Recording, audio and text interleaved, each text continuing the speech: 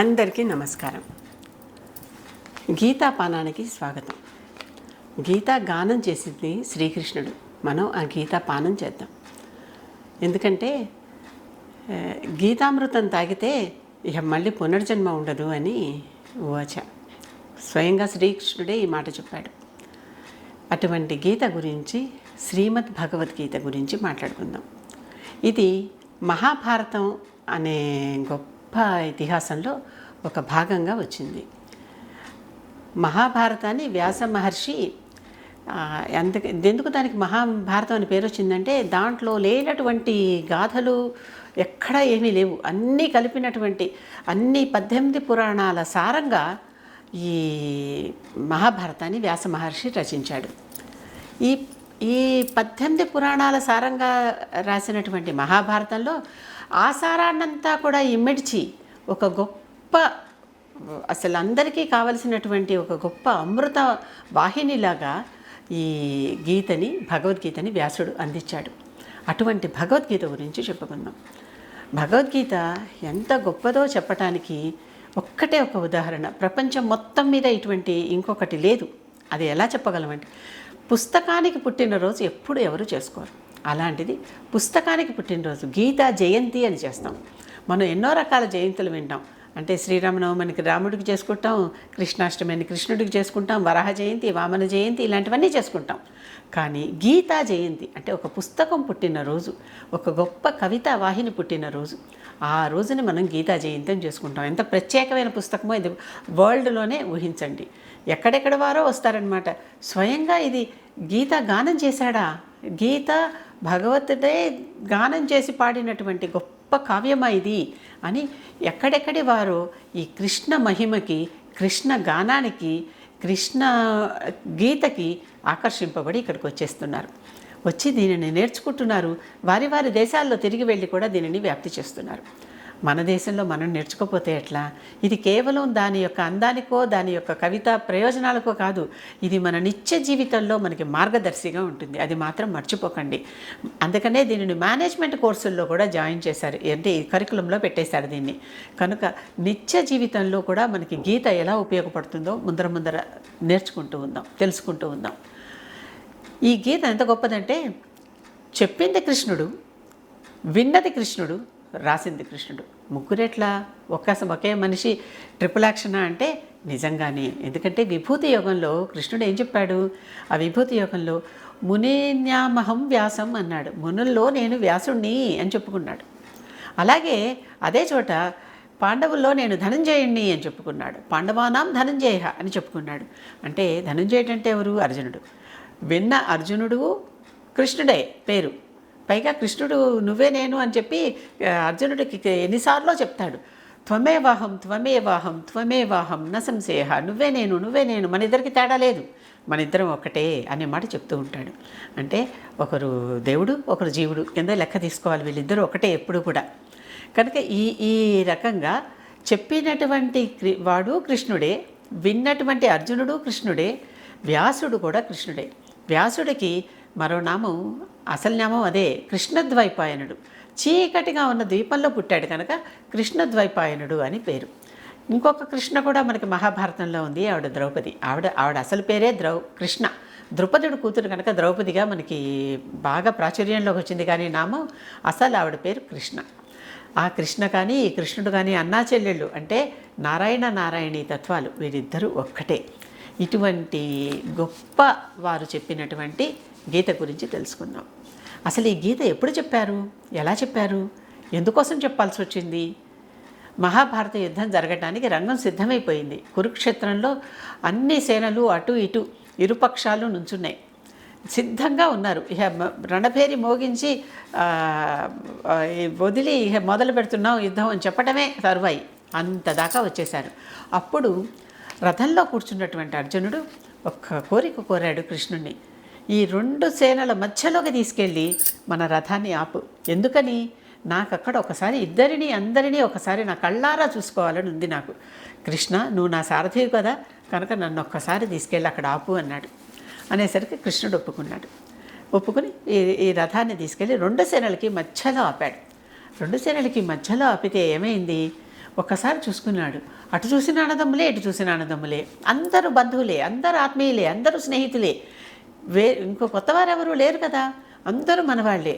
ఒక్కసారి వీరితోనే నేను యుద్ధం చేయాలి అంటే నా అన్నదమ్ముల్ని, నా బంధువుల్ని, నా మేనమావల్ని, నా గురువులు, నా తాతలు, వీరినా నేను యుద్ధంలో ఓడించాల్సింది అంటే నా చేత వీరందరూ యుద్ధంలో చనిపోతారు కదా, చనిపోతేనే కదా నా గెలుపు, లేకపోతే వాళ్ళు గెలవరు కదా. కనుక ఏం చేయాలి నేను? ఇలాంటి దానికోసమా ఎందుకు నేను యుద్ధం చేయాలి? అసలు నాకు ఈ రాజ్యం వద్దు, ఈ సింహాసనాలు వద్దు, ఈ భోగాలు వద్దు. ఎలాగో అర్జునుడికి రాజ్యం రాదు, ధర్మరాజే కూర్చుంటాడు అక్కడ. ఎందుకంటే అన్నదమ్ముల్లో పెద్దవాడు అతను కనుక అతనికే సింహాసన యోగ్యత, అతను కూర్చుంటాడు. వీళ్ళందరూ యువరాజులు అవుతారు. కనుక నాకు ఏమొద్దు అసలు. ఇలాంటి దానికోసం ఇంతమందిని హననం చేసి అంటే చంపి వచ్చేటటువంటి రాజ్యం నాకు వద్దన్నాడు. నాకు ఆ సుఖం వద్దు, ఆ రాజ్యం వద్దు, ఆ భోగాలు వద్దు, ఏమీ వద్దు అన్నాడు. అది అర్జున విషాదం. అంటే అర్జునుడు కాసేపు విషాదంలో పడిపోయాడు, దుఃఖంలో పడిపోయాడు. వీరినా నేను నిర్జించాల్సింది అని బాధపడిపోయాడు. అప్పుడు కృష్ణుడితో చెప్పుకున్నాడు, కృష్ణ నాకే వద్దు, పద వెళ్ళిపోదాం అన్నాడు. నకాంక్షే విజయం కృష్ణ నచరాజ్యం సుఖానిచ అని చెప్తున్నాడు. చెప్తుంటే అప్పుడు కృష్ణుడు, ఆగు, అసలు ఎందుకోసం వచ్చాం?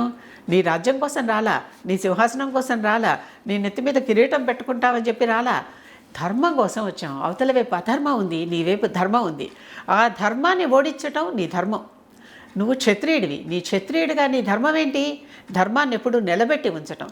నీ రాజ్యంలో ధర్మం ఎప్పుడు ఎల్లవేళలా చక్కగా పాటింపబడుతూ ఉండటం.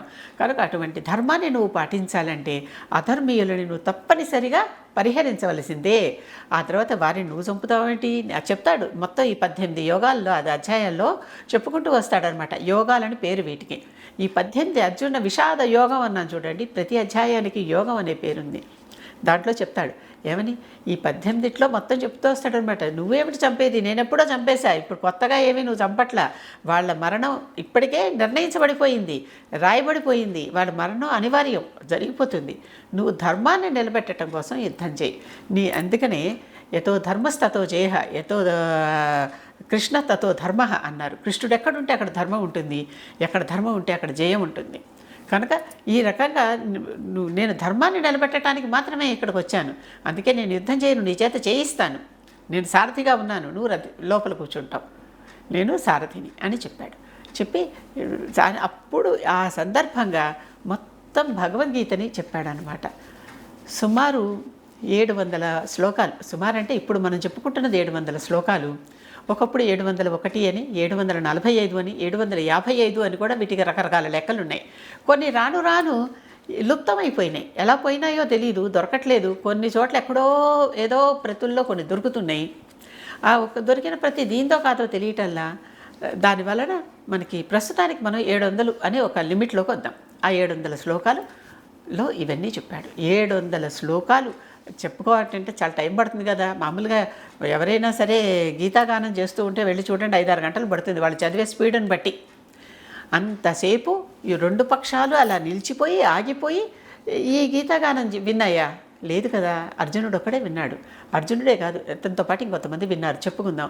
ఈ ఇరుపక్షాల వాళ్ళని అటు ఇటు ఉన్నటువంటి మోహరించిన సైన్యం ఉన్నది కదా, మొత్తం ఈ సైన్యాన్నంతా సమ్మోహనం చేసేసి అసలు వాళ్ళకి ఏం జరిగిందో తెలియలే. వాళ్ళకి తెలిసే 2వ క్షణం వచ్చేసరికి యుద్ధానికి సిద్ధమైపోయి ఉన్నారు. ఆ విధంగా జరిగింది. ఆ సమయంలో ఏం జరిగింది? ఈ గీతాగానం అంతా చేశాడు. ఈ గీతాగానం చేసింది కృష్ణుడు, వింటున్నది అర్జునుడు. అంతేకాదు కపిధ్వజుడు అర్జునుడు రథం మీద ఉన్నది హనుమంతుడు. ఆ హనుమంతుడు కూడా ప్రత్యక్షంగా విన్నాడు.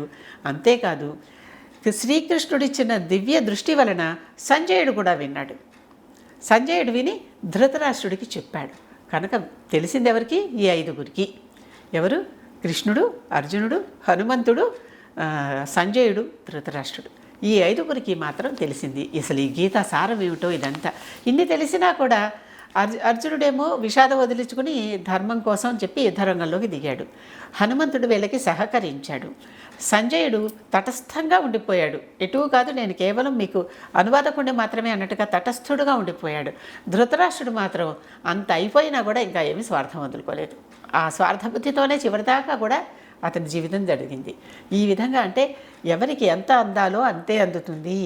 అందుకే నిశ్చలమైన మనసుతో సంపూర్ణమైన భక్తితో ఈ గీతాగానం మీరు చేస్తే, గీతాన్ని అర్థం చేసుకుంటే, గీతని వింటే దక్కవలసిన ఫలితాలు దక్కుతాయి. అసలు గంగోదకం పీత్వా పునర్జన్మన బీజతే అన్నారు. గీత గంగోదకం లాంటిది, అది తాగితే ఇక పునర్జన్మలు లేవు అన్నారు. అంటే ఆదిశంకరాచార్యుడు కూడా ఒక చోట చెప్పాడు. ఏమంటాడు? భగవద్గీత కించిదతీత గంగా జలలవ కణికాపీత అంటూ చెప్పాడు. అంటే దాంట్లోనే ఇంకా కొద్దిగా మురారిని స్మరించిన, కొద్దిగా గంగాజలం తాగిన, గీతా పానం చేసిన, చక్కగా వీటిని ఏమి చేసినా మనము యముడి నుంచి రక్షింపబడతాము అని చెప్పాడు. అంటే పునర్జన్మే లేదు, ఇప్పుడు అయిపోయింది అంతే, మళ్ళీ రాము అని చెప్పాడు అనమాట. అది ఆదిశంకరాచార్యుడు మోహముద్గారలో చెప్పాడు ఇది. అంటే అందరు గురువులు పరంపరగా మనకి చెప్పుతూనే వస్తూనే ఉన్నారు. ఇదంతా ప్రస్థానత్రయం అంటాం. మన దగ్గర ఉన్నటువంటి సనాతన గ్రంథాలన్నింటిలో ప్రస్థానత్రయం అత్యుత్తమమైనవి, టాప్ మోస్ట్ అనమాట. అవేంటంటే బ్రహ్మసూత్రాలు, ఉపనిషత్తులు, భగవద్గీత. ఇవన్నీ ఈ భగవద్గీతకు వచ్చేసరికి ఇవన్నీ కూడా క్రోడీకరించి చెప్పినట్లుగా ఉంటుంది. అంత గొప్ప ఒక మనకి విజ్ఞానపు గుళిక, మనకి దేవుడిచ్చినటువంటి ఒక అమృతపు గుళిక, జ్ఞాన ప్రసాదం ఈ భగవద్గీత. కనుక ఈ భగవద్గీతని అందరూ బాగా తెలుసుకోవాలి. అసలు ఎందుకని దీనికి ఎంత పేరు వచ్చింది అనే కుతూహలంతో అయినా మొదలుపెట్టి తెలుసుకోవాలి. ఎత్ర యోగేశ్వర కృష్ణో ఎత్ర పార్థో ధనుర్ధర తత్తశ్రీ విజయో భూతిర్ధ్రువా నీతిర్మతిర్మమ అన్నాడు. ఇది ఒక్క శ్లోకం అంట. ఇది ఏకశ్లోకీ గీత అంటారు దీన్ని. ఒక్క శ్లోకం చదువుకుంటే చాలు గీత అంతా చదువుకున్న పుణ్యంట. చాలామంది ఎప్పుడు విష్ణు సహస్రనామ స్తోత్రాలను కూడా కేనోపాయన లఘున విష్ణుర్నామ సహస్రకం అని పార్వతీదేవి అడుగుతుంది కదా ఈశ్వరుని. అప్పుడు ఆయన శ్రీరామ రామ రామేతి రమే రామే మనోరమే అనేటటువంటి మాట చెప్పాడు ఈశ్వరుడు. అంటే ప్రతిదానికి మనకు ఒక సులభోపాయం కూడా కావాలి. అంత మేము చెయ్యలేం, ఆ 700 శ్లోకాలు మేము చదవలేం. కనుక మాకు ఒక ఉపయోగమైనటువంటి ఒక్క శ్లోకం చెప్తావా అంటే అది ఈ శ్లోకం. యోగేశ్వరుడైనటువంటి కృష్ణుడు ఎక్కడ ఉన్నాడో, ఎక్కడ పార్థుడు అతనికి సహచరుడుగా ఉన్నాడో, ఎత్ర యోగేశ్వర కృష్ణు ఎత్ర పార్థో ధనుర్ధర, ఎక్కడైతే యోగేశ్వరుడైన కృష్ణుడు ఉన్నాడో ఆ పక్కనే ధనుర్ధారి అయి పార్థుడున్నాడో, తత్ర శ్రీ విజయోభూతిర్ధ్రువా నీతిర్మతిర్మమ అన్నాడు. అంటే అక్కడే శ్రీ ఉంటుంది, అక్కడే విజయం ఉంటుంది, అక్కడే అన్నీ ఉంటాయి, అక్కడే ఐశ్వర్యము సమస్తము అన్నీ అక్కడే ఉంటాయి. కనుక వారిద్దరూ అక్కడ రథంలో కృష్ణుడు, రథం తోలుతూ కృష్ణుడు, రథం లోపల అర్జునుడు. భగవద్గీత బొమ్మలు చూడండి ఎప్పుడైనా. 4 గుర్రాలు ఉంటాయి. ఆ 4 గుర్రాల కళ్ళాలు కృష్ణుడి చేతిలో ఉంటాయి. సారథి ఆయన, పార్థ సారథి. పార్థుడు లోపల కూర్చున్నాడు. ఈ పార్థుడికి నమస్కరించుకుంటూ ధనుస్సు పట్టుకుని కృష్ణుడిని నమ్మి ఉన్నాడు. అంటే కృష్ణుడు ఎటువైపు రథం తీసుకెళ్తే అటువైపు వెళ్తా అన్నట్టుగా ఉన్నాడు. కనుక అంతేకాదు, ఆ 4 గుర్రాలు ఏమిటి? మన మనస్సు, బుద్ధి, చిత్తము, అహంకారము. మనోబుద్ధి చిత్తహంకారాలు అనేటటువంటి ఈ 4 ఉన్నాయి చూడండి మనని. ఈ 4 కూడా మనలో రకరకాలైనటువంటి ఊహలను కలిగజేస్తూ ఉంటాయి, రకరకాలైనటువంటి ఆలోచనలను ప్రవేశపెడుతూ ఉంటాయి. ఇవన్నీ మనస్సు యొక్క విక్షేపాలన్నమాట, మనోబుద్ధి చిత్తహంకారాలు.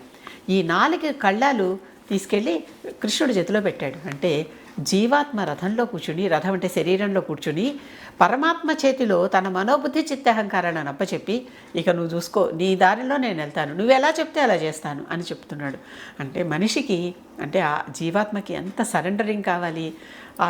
నా తెలివితో నేను చేస్తాను అంటే అంటాం కాదు. నువ్వు నన్ను ఎటు నడిపిస్తే అటు నడుస్తాను, నువ్వు ఏది చేయమంటే అది చేస్తాను, నేను పూర్తిగా నీకు శరణం అంటున్నాను. అందుకే శ్రీకృష్ణ శరణం మమ అనే మాట వచ్చింది. శ్రీకృష్ణ శరణమమ్మ, శ్రీకృష్ణ నేను నిన్ను శరణు పెడుతున్నాను, నాకు శరణివ్వు అని కోరుకోవటం అటువంటిది. కనుక ఈ రకమైనటువంటిది సృష్టిలో పునర్జన్మ లేకుండా ఉండాలంటే 4 చేయాలన్నారు. ఒకటి, అదే ఆదిశంకరుడు కూడా చెప్పింది, గీత ఎప్పుడు గానం చేస్తూ ఉండటం, గీత అధ్యయనం చేస్తూ ఉండటం. రెండోది గంగాజలం పానం చేయటం. మూడవది గోవిందుడిని ధ్యానం చేస్తూ ఉండటం. 4 గాయత్రిని జపం చేస్తూ ఉండటం. గాయత్రి కూడా ప్రాణాలు రక్షించేదని చెప్పాం కదా. కనుక ఇవన్నీ కూడా ఈ 4టిని ఎప్పుడు గీత, గంగా, గాయత్రి, గోవిందుడు, ఈ 4 గాలు ఎప్పుడు వదలకండి. ఈ 4 గాలే మిమ్మల్ని పూర్తిగా పైకి తీసుకెళ్తాయి, మిమ్మల్ని సన్మార్గంలో పెడతాయి. మీకు పూర్తిగా ఈ ఐహిక విషయాల నుంచి మిమ్మల్ని మీకు ముక్తిని ఇస్తాయి అని చెప్పాడు. ఈ 4 వస్తే అక్కడ ముక్తి వస్తుంది అన్నాడు. ఈ చెప్పినటువంటి శ్లోకాలన్నీ ఉన్నాయే, ఇవి అన్నీ మొత్తం 18 అధ్యాయాల్లో చెప్పారు. అధ్యాయాలు అంటారు, వీటిని యోగాలు అంటారు. ఈ 18 అధ్యాయాలు 18 పురాణాలు. 18 ఎంత గొప్ప సంఖ్య గుర్తుపెట్టుకోండి. 18 పురాణాలు, 18 రోజులు కురుక్షేత్ర యుద్ధం జరిగింది. 18 అక్షౌహిణీల సైన్యం దాంట్లో పనిచేసింది. కనుక ఎన్ని రకాలుగానో ఈ 18కి ఎంతో ప్రముఖమైన స్థానం ఉన్నది గీతలో, మహాభారతంలో. గీత అంటే శ్రీమద్ భగవద్గీత.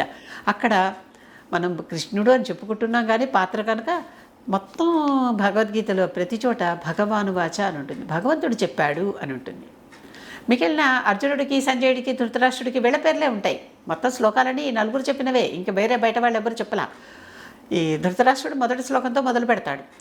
తర్వాత సంజయుడి శ్లోకాలు అక్కడక్కడ మధ్యలో చెప్తూ ఉన్నాడు కదా, అది కనిపిస్తుంది. అర్జునుడు మధ్య మధ్యలో తన సందేహాలు బయట పెడుతూ ఉంటాడు.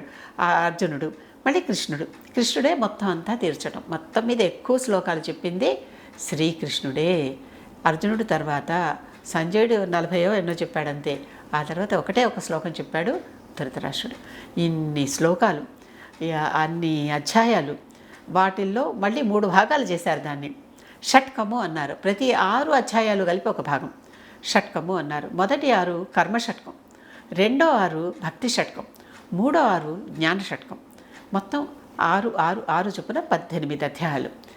ఈ 6 ఏంటంటే ఎప్పుడూ కూడా దీంట్లోనే చివరిలో ఒక చోట చెప్పాడు కృష్ణుడే. ఏమంటాడు? భక్తి కర్మ చేస్తూ ఉంటే భక్తి వస్తుంది, భక్తిగా చేస్తూ ఉంటే అది జ్ఞానం వస్తుంది, ఆ జ్ఞానం ద్వారా నీకు ముక్తి కలుగుతుంది అన్నాడు. అంటే ఎంత బాగా చెప్తున్నాడు. నువ్వు కర్మ చేస్తూ పో అంతే. కర్మని ఏమైంది ఫలితం పట్టించుకోకు, కర్మ చేస్తూ పో. అదే అర్జునుడు కూడా చెప్పాడు. నీ కర్మ నువ్వు ధర్మాన్ని నిలబెట్టడం, క్షత్రియ ధర్మంగా యుద్ధం చేసి ధర్మాన్ని నిలబెట్టడం, నీ కర్మ నువ్వు చేస్తూ పో. కర్మ అంటే పని. అక్కడ నీ కర్మ అంటూ ఉంటారు అందరూ. ఆ కర్మ అనేది ఏదో కోపం కొద్దీ చెప్పుకునేది, దాని మీద బాధ కొద్దీ చెప్పుకునేదే, కానీ కర్మ అనే పదం ఎక్కడా లేదు. కర్మే సంస్కృతంలో కానీ తెలుగులో కానీ కర్మే అంటే పని. నీకు విధించినటువంటి కర్మ నువ్వు చేసుకుంటూ పో. నీకు ఏదైతే అసైన్ చేశారో ఆ డ్యూటీ నువ్వు పూర్తిగా చక్కగా నిర్వర్తించు. చేస్తే ఆటోమేటిక్గానే మనం చేస్తున్న పని మీద మనకి భక్తి పుడుతుంది. అంటే భక్తి యోగం అనమాట. అది కర్మషట్కం అయిపోయింది, భక్తి షట్కానికి వస్తున్నాం. ఎప్పుడైతే భక్తి కలిగిందో మనకి, మన పని మీద మనకి భక్తి కలుగుతుంది కదా. కనుక ఇంకా వివరంగా, ఇంకా చక్కగా, శ్రద్ధగా, ఇంకా బాగా, అసలు ప్రతిదీ కూడా ఎంతో ఇష్టంగా చేసుకుంటూ వెళ్తాం అనమాట. అంత ఇష్టంగా చేస్తూ ఉంటే దాంట్లో మీద మనకి పూర్తిగా పట్టు వచ్చేస్తుంది, అథారిటీ వచ్చేస్తుంది ఆ విషయం మీద. అంటే జ్ఞానం కలుగుతుంది. అంత జ్ఞానం కలిగాక ఇంకేముంది, మనకు కావాల్సిన అట్మోస్ట్ జ్ఞానమే కదా. చిట్ట చివరికి ఎప్పుడు ఎన్ని వచ్చినా ఎన్ని లేకపోయినా చివరికి కావాల్సింది జ్ఞానమే. ఆ జ్ఞానం మనకు వచ్చేసాక ఇంకేముంది, అయిపోయినట్టే ముక్తి వస్తుంది అని చెప్తున్నాడు. ముక్తి అంటే ఏమిటి? లిబరేషన్. ఇహ బంధాల నుంచి అంతా లిబరేషన్. ఇక్కడే ఉంటాము, ఇవేవి మనకంటవు. అంటే పడవ నీటిలో ఉంటుంది, పడవకి నీటికి సంబంధం లేదు. అంటే పడవలో నీళ్లు ఉండవు. మనం పడవలో కనుక పొరపాటు నీళ్ళు ఉంటే అది ప్రమాదం. పడవ నీటిలో ఉండాలి, పడవలో నీరు ఉండకూడదు. అంటే మనం ఈ బంధాల మధ్యలోనే ఉండాలి, కానీ ఆ బంధాలు మనది తాకూడదు. ఆ విధంగా ఉండగలిగితే అది అసలైన జ్ఞానం, అసలైన ముక్తి అన్నమాట. ఆ ముక్తిని పొందే రకంగా మనల్ని ఈ భగవద్గీత నడిపిస్తుంది. కనుక మొట్టమొదటి ఏం చేయాలి? Work work work work work అంతే. ఆ పని పిచ్చివాడిలాగా మనకు అప్పచెప్పిన పనిని చేస్తూ పోవటమే. చేస్తూ పోయిన కొద్ది దాంట్లోని మెలకువలు తెలుస్తాయి. అది ఎలా చేయాలో తెలుస్తుంది, ఎంత బాగా చేయాలో తెలుస్తుంది. దాని మీద ఇష్టం పెరుగుతుంది మనకి. దాని మీద ఒకసారి భక్తి కలుగుతుంది. అంటే వర్క్ తర్వాత వర్షిప్ వస్తుంది. ఆ వర్క్ మీద మనకి చేసేటటువంటి ఈ పని ఏదైతే నాకు ఆనందాన్ని ఇస్తుందో అని దాని మీద మనకి భక్తి పెరుగుతుంది. ఆ భక్తి పెరిగాక, ఆ భక్తి పెరిగి అంటే పనుల ద్వారా భక్తి ద్వారా జ్ఞానం కలుగుతుంది. Work, worship, wisdom. వర్క్ చేయాలి, దానివల్ల వర్షిప్ ఏర్పడుతుంది. మనకి మనసులోనే వర్షిప్ ఏర్పడుతుంది. మనకి వర్షిప్ ఏర్పడ్డాక అది మనకి విజ్డమ్గా పరిణమిస్తుంది. ఈ విజ్డమ్ మనని లిబరేషన్కి దారితీస్తుంది. లిబరేషన్ అంటే ఏమిటి? బంధనాలన్నీ తెగిపోయినాయి, అక్కడే ఉంటాం కానీ ఏవి పట్టవు. మనం అంటే అలాగని పనులు ఎస్కేప్ అవ్వమని కాదు, ఆ పని చేస్తూనే ఉంటాం, కానీ ఆ పని ఫలితం మనకు అక్కర్లా. ఆ పని జరిగాక ఏం జరిగిందో కూడా మనకు అక్కర్లా. ఆ విధంగా ఉంటాం అన్నమాట. అటువంటి మార్గాన్ని ఏర్పరిచేది ఈ 3 షట్కాల విభాగం: వర్క్, వర్షిప్, విజ్డమ్. ఒకప్పుడు ఇది మాత్రమే ఉండేది మనకి. ఈ రోజుల్లో వర్క్ వర్షిప్ విజ్డమ్ అంటే డబ్ల్యూడబ్ల్యూడబ్ల్యూ. ఇప్పుడు ఈ రోజుల్లో వరల్డ్ వైడ్ వెబ్ అని డబ్ల్యూడబ్ల్యూడబ్ల్యూ డాట్ అని మనకు కావాల్సినటువంటి సమాచారం అంతా ఇంటర్నెట్లో మనం సెర్చ్ చేసుకుంటున్నామా? ఆ రోజుల్లో ఇది ఒక్కటే మన ఇంటర్నెట్, గీత ఒక్కటే మన ఇంటర్నెట్. ఆ ఇంటర్నెట్ ద్వారానే ఈ వర్క్ వర్షిప్ ద్వారా విజ్డమ్ పొంది ఇప్పుడు ఈ డబ్ల్యూడబ్ల్యూడబ్ల్యూ ద్వారా కూడా మనం ఎంతో కొంత జ్ఞానం పొందుతున్నాం కదా, మనకి ఏది కావాలో తెలుసుకుంటున్నాం కదా. ఇది మాత్రమే మనకి జ్ఞానాన్ని ఇస్తుంది అని అప్పుడు కృష్ణుడు చెప్పాడు. కనుక ఇటువంటి విజ్డమ్ మనం అందరం పొందాలి. ఈ విజ్డమ్ ద్వారానే మనం అన్నీ అంటే వర్క్ చేయాలి, వర్షిప్ పెంచుకోవాలి, ఆ వర్షిప్ ద్వారా మనకి విజ్డమ్ రావాలి. ఇది కృష్ణ మార్గం. క్లీం కృష్ణాయ నమః అని ఆయన ఎప్పటికప్పుడు ధ్యానించుకుంటూ ఉండండి. కృష్ణుని తలుచుకుంటే క్లేశాలన్నీ ప్రణత క్లేశనాశాయ అని ఆయన తలుచుకుంటుంటే అన్ని క్లేశాలు అంటే కష్టాలు, అన్ని ఆపదలు ఒక్కసారిగా దూది పింజల వల్ల విడిపోతాయి, చెల్లా చెదరైపోతాయి, మనని కష్టాలు దరిచేరవు. కనుక అటువంటి కృష్ణ మార్గాన్ని అర్జునుడు అదే కదా చేశాడు.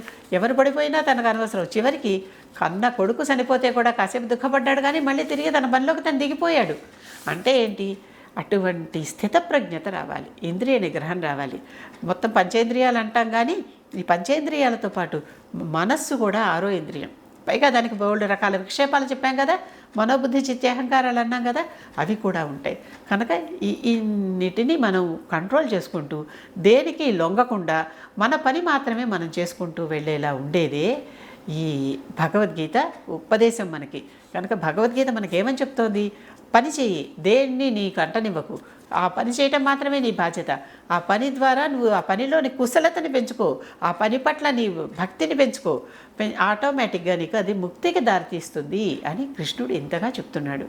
అందరూ గుర్తుంచుకోవాల్సిన మరొక విషయం ఏంటంటే, నిత్య స్నానం చేస్తాం కదా శుద్ధి కోసం, మనం శుభ్రపడటం కోసం. నిత్యం మనం చేసేటటువంటి స్నానం బాహ్య శుద్ధి కోసం, కానీ అంతఃకరణ శుద్ధి కూడా కావాలి కదా. గీతా పానం చేస్తే అది తాగినటువంటి గీతా అమృతం వలన అంతఃకరణ కూడా శుద్ధిగా అయిపోతుంది. కనుక లోపల బయట అంతా శుద్ధిగా కావాలంటే, అంతా స్వచ్ఛంగా కావాలంటే, అంతా నిర్మలంగా కావాలంటే తప్పనిసరిగా అందరూ ఆశ్రయించవలసినటువంటి మార్గం గీతాగానం. కనుక గీతా పఠనం ఎంత చేస్తే మీకు అంత బలం, ఎంత చేస్తే అంతగా కృష్ణుడు మీ పక్కన ఉండి మిమ్మల్ని విజయ మార్గాల వైపు నడిపిస్తాడు. చెప్పాం కదా, గీత అంటేనే కృష్ణుడు. కనుక ఆ కృష్ణుడు అక్కడుంటే, ఆయన ఎక్కడుంటే అక్కడ విజయం ఉంటుంది అనుకున్నాం కదా. ఆయన ఎక్కడుంటే అక్కడ శ్రీ ఉంటుంది, అంటే ధనం ఉంటుంది, సంపదలు ఉంటాయి, శ్రీ మహాలక్ష్మి ఉంటుంది. కృష్ణుడు ఎక్కడుంటే అక్కడే శ్రీ మహాలక్ష్మి కదా. అలాగే ఆ పక్కనే మనకి విజయం కూడా సమకూరుతుంది.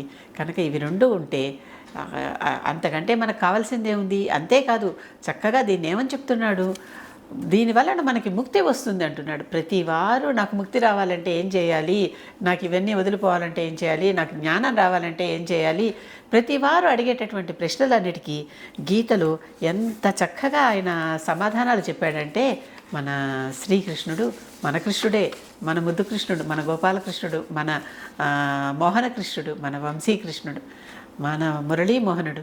ఆయన చెప్పినటువంటిది ఒక్కసారి వింటే ఈయన పూర్తిగా సంపూర్ణ స్థితిలోకి వచ్చేసాడనమాట. బాలకృష్ణుడి నుంచి ఈ యుద్ధంలోకి వచ్చిన రథసారథి పార్థసారథి కృష్ణుడు. ఈ కృష్ణుడు మనకి చెప్పిందంతా ఒకటే, కర్మణా జాయతే భక్తి. కర్మ చేస్తూ ఉండండి, దాని నుంచి పుట్టేదేంటి? భక్తి. భక్త్యా జ్ఞానం ప్రజాయతే. భక్తి నుంచి జ్ఞానం పుడుతుందట, భక్తి నుంచి జ్ఞానం పుడుతోంది. జ్ఞానాత్ ప్రజాయతే ముక్తి. జ్ఞానం నుంచి మనకు వచ్చేది ముక్తి. ఇది శాస్త్రార్థ సంగ్రహ. ఇదే శాస్త్రాలన్నీ కలిపి చెప్పేటటువంటిది చిట్ట చివరి సంగ్రహం. శాస్త్రార్థ సంగ్రహం అంటే అంతా కలిపి క్రోడీకరించి మనకు అందించేటటువంటి మూటేంటి? కర్మ చేయండి, భక్తి కలుగుతుంది, భక్తి ద్వారా జ్ఞానం కలుగుతుంది, జ్ఞానం ద్వారా ముక్తి లభిస్తుంది. అందరికీ కావలసినవి అవే కనుక నిస్సందేహంగా ఎటువంటి సంకోచము లేకుండా గీతా మార్గంలో నడుద్దాం, కృష్ణ మార్గంలో నడుద్దాం. అర్జునుడి వలె మనం కూడా మన మనస్సు కళ్ళాలని కృష్ణుడికి అప్పచెప్దాం, ఆయనే నడిపిస్తాడు. ఆయన మార్గంలో అందరం వెళ్దాం, అందరం తరిద్దాం. ముక్తికి అక్కర్లేదు ఎవరికి, అందరం ఆ ముక్తి మార్గాన్ని అన్వేషించుకుంటూ కృష్ణుడిని అనుసరిద్దాం.